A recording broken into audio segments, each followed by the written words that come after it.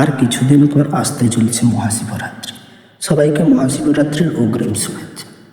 এই মহাশিবরাত্রির দিন শিব পার্বতীর মিলনের দিন। এই ধরাধামে সর্বপ্রথম ভালোবাসা যা পূর্ণতা পেয়েছিল তা হচ্ছে শিব পার্বতীর ভালোবাসা। মাতা পার্বতী প্রথমে সতী রূপে জন্মগ্রহণ করেন এবং তারপর শিবের সঙ্গে বিবাহ হয় এবং মাতা সতী নিজের প্রাণ ত্যাগ করেন।